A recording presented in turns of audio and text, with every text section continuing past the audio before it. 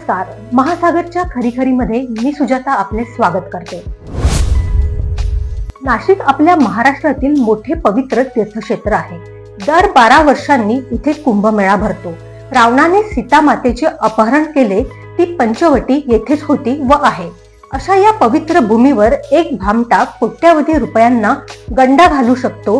ही बातमी ऐकून हसावे की रडावे की क्रोधित व्हावे की मान खाली घालून गप्प बसावे हेच आम्हाला समजत नाही. कोणीतरी एक निरंजन सुरेश कुलकर्णी नावाचा भामटा राज्यपाल पदाचे आमिष दाखवून भारतातील चेन्नई येथील शास्त्रज्ञ श्रीयुत रेड्डी यांना कशा प्रकारे आपल्या मोहजालात अडकवून फसवू शकतो हे ऐकून आम्हाला त्या कुलकर्ण्याचे हुशारीचे मोठे कौतुक करावे असेच वाटते. ज्या इस्माची फसवणूक केली तो चक्क एक शास्त्रज्ञ आहे. हे रेड्डी नावाचे शास्त्रज्ञ याच वर्षी फेब्रुवारी महिन्यात पूजा करण्यासाठी नाशिकला आले होते. आता या शास्त्रज्ञ भक्ताला नाशिकच्या महापुजाऱ्याने असा काही गंडा घातला आहे की बिचाऱ्याचे फुर्र झालेले आहे.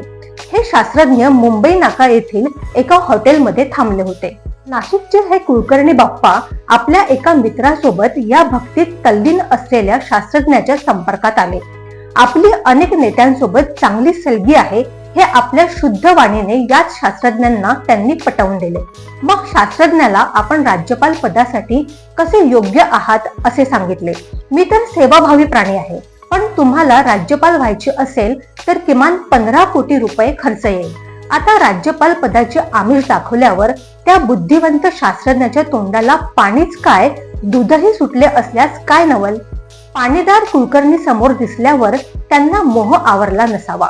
त्यातच आपण नागपूर जवळच्या पेंच आणि बोर या दोन्ही व्याघ्र प्रकल्पाजवळील 100 एकर जमिनी लीजवर घेतलेल्या आहेत अशी बनावट कागदपत्रे याच कुलकर्ण्याने दाखवली. कोणताही शास्त्रज्ञ खरे तर कोणत्याही गोष्टीची संपूर्ण पडताळणी केल्याशिवाय त्यावर विश्वास ठेवीत नसतो.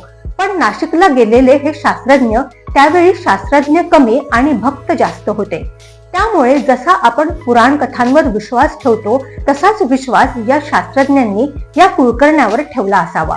माझ्या जवळील बहुमोल कागदपत्रांना आपल्या सुपूर्द करतो असे सांगून आणि त्या भक्त शास्त्रज्ञाला परिपूर्ण खात्री पटवून या कुलकर्णीने कशी करणी केली की या शास्त्रज्ञाने चक्क 2-3 महिन्यात 5 कोटी 9 लाख रुपये देऊन टाकले.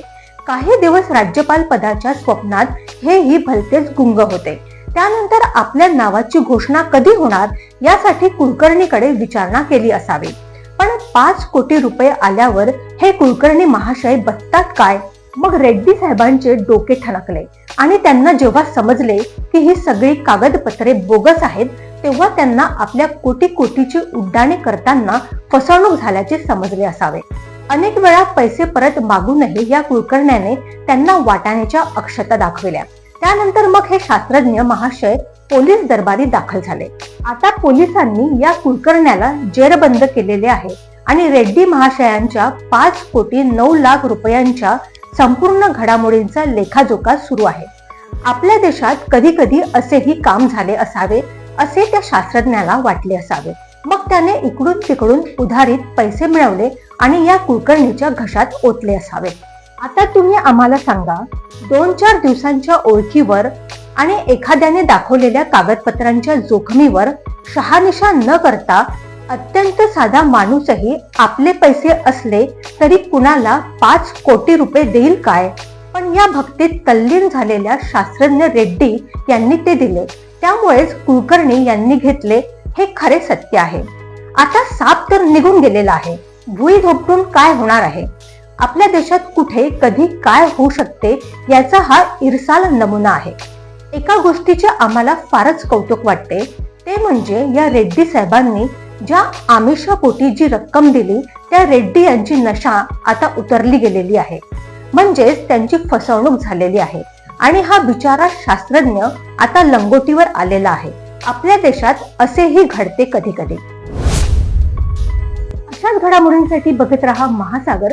अजूनही तुम्ही आमच्या चॅनलला सबस्क्राईब केलं नसेल तर लगेच सबस्क्राईब करा, लाईक करा आणि बघत रहा महासागर. नमस्कार.